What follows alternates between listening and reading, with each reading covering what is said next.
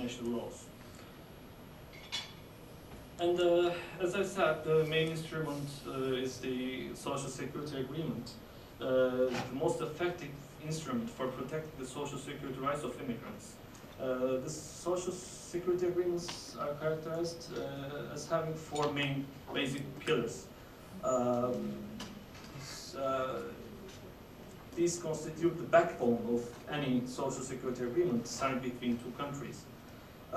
Equal treatment, namely no discrimination on the grounds of nationality. The other is the applicable legislation, namely setting forth which country's legislation the person is subject to under various conditions. I'll come to this later. And the third is the aggregation or totalization of periods of insurance, residence or employment in each country. And the last is the export of benefits acquired in one country to the other country, and this is really one of the most important pillars of the Social Security Agreements. And these agreements serve to avoid double coverage and double contribution payments, as we'll see in the coming slides. And first, the equal treatment. What we mean with equal treatment or equality of treatment, under this principle, discrimination on the grounds of nationality is prohibited. This means that immigrant workers working and residing on the territory of a state is protected, is subject to the same obligations and benefits as the citizens of the other state. So this, if there is a social security agreement between two countries, each country shall provide the same social security benefits to immigrant workers of the other country, or even to those who are tourists in the receiving country, as it provides for its own citizens. So this the main objective is to avoid any discrimination between all nationals of the country and those who come to the country for working either temporarily or permanently. Another important aspect of protection of rights is in the case of change of residence. This mainly relates to the long-term social security risks, as we call it, namely the old age pensions, disability, and survivors' benefits. And also, if this is included in the agreement, in the bilateral agreement, the rights of family members are also protected, as in the case of survivors' benefits, which are paid to the survivors after the death of an insured person.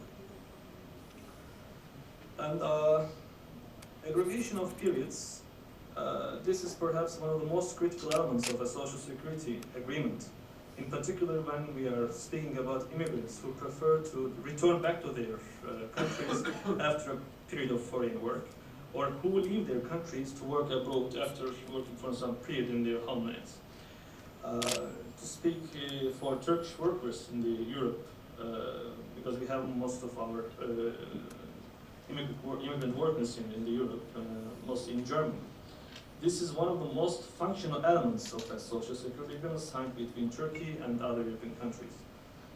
To establish a right to a benefit in a state, periods completed in the other state are also taken into account. Here you can see an example. If a person has worked for 15 years in Turkey, according to Turkish laws, he will not be entitled to any pension because there's a limit of 20 years. And in recent reforms, there's a period of 20 years and payment for some amount. But if the person has another period, like 5 years of work in a country with which Turkey has an agreement, then we add up the periods, it makes 20 years, and the person becomes eligible for pension in Turkey. But the payment is made on pro rata basis. I mean, the other countries, let's say Germany, pays for the 5 years, and Turkey pays for the 15 years, but the person becomes eligible. The applicable legislation to the workers is set out at the beginning articles of the agreements. In these articles, rules are laid down to determine which country's legislation the person is subject. In general, the lex loci laboris principle is applicable, which means that the legislation of place of work is applicable for that person. If that person is working in Turkey, If Turkish worker is working in Germany, he will be subject to German law. And if a German worker is working in Turkey, he will be subject to Turkish law. There are some exceptions to this, like posted workers, temporary posted workers, and diplomatic missions, and also seafarers. And I will be. We have the sickness and maternity benefits. These also could be transferred if there's an agreement. In case of a disease, the insured person or his family members are entitled to health benefits during their residence in the other country. Some countries may be reluctant to give up benefits and exclude this from the agreements. And also we can also transfer the family benefits if this is stipulated in the agreement. We also are able to give deference in case of death of the insured person.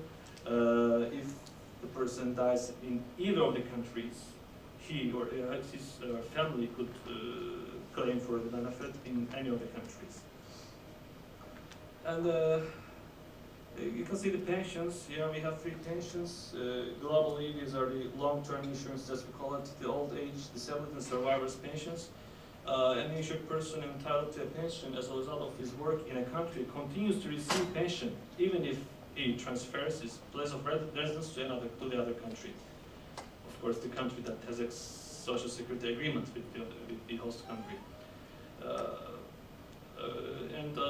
The important thing is that the pensions are also transferable to third countries. This is basically regulated in the agreement. And also it's possible to transfer the benefits for work accidents and occupational diseases. We have the posted workers. This is really important for countries who are companies who are sending their workers to the other country for a specific period. During this period, that person will be subject to the legislation of the sending country. So the company which sends that person will bear all of the costs, also to social security contributions, and so we will avoid double coverage. This posting is usually regulated from 12 months to up to 60 months. This is the European practice. This is also applicable for the self-employed persons. As I said, this exemption is particularly advantageous for companies posting their workers abroad since they avoid double contribution payments. And in addition to bilateral agreements, we have the multilateral convention, the European Convention on Social Security. Of course, it's not applicable in the US, but in Europe-wide, there are 8 countries who signed ratified these agreements, and this narrow scope compared to the bilateral agreements. This regulates only long-term insurances and applicable legislation, and this provides for aggregation of risks. So these 8 countries, Turkey is included among these, they don't need to have a bilateral agreement between them in order to provide for aggregation of premiums. But if Turkey has an agreement with the other country, that bilateral agreement prevails over this European Convention on Social Security. Let's get this. So in Turkey we have 4.2 million people living abroad, and 1.7 million of them are working, and more than 2 million others are converted to other countries' citizenships. And in the Constitution of Turkish Republic, the government has the state has the obligation to protect the needs, to protect the benefits and rights of Turkish nationals working abroad, and safeguard their ties with the home country. So Turkey has signed many social security agreements pursuant to this constitutional provision. And these agreements are under international law, and they're ratified through a law enacted by the parliament. And according to Article 90 of the Constitution, these bilateral agreements have superiority over Turkish laws. So they're binding on persons and institutions, same as local laws. We signed agreements with 29 countries all over the world, and 25 of these are in force and 4 in the process of ratification, as you may see. Mainly the European Union countries and Canada, and one from Africa. These are the countries that we have signed the Social Security Agreement. Unfortunately, we do not have a Social Security Agreement with the United States, which is the most important part of my presentation. It's hard, for the time being, for us to protect the rights of our Turkish people in the United States, and vice versa.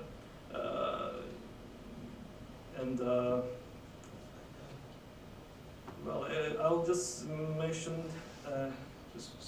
for the last sentence. There is a specific law for Turkish people who are working abroad. Maybe this may be relevant to Turkish people working in the United States.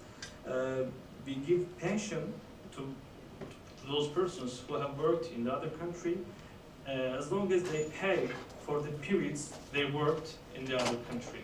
So they have to, if they, like, let's say they worked in the United States for 20 years, when return back to Turkey, they have to pay for each day of those 20 years, like a lump sum amount is paid, and then the person has the right for pension throughout for the whole of his life. And this is really a unique law that only Turkey has in the world. This was really enacted for the purpose of protecting the ties of Turkish nationals living abroad with Turkey. There are some conditions, as you may see. And lastly, some challenges about Social Security agreements. Low number of people know about their rights. So the Social Security agreements should be promoted, and public awareness campaigns should be launched in countries to let people know that they have these rights. They have the rights of transfer under these agreements, like the one that ILO launched in Moldova. In order to claim a benefit, the person should be a registered worker. Some countries tend to save from Social Security costs by trying to cut off transfers from family members being abroad. This is a real problem, particularly in European countries. And the last thing is that all agreements should be dynamic, revised, and updated.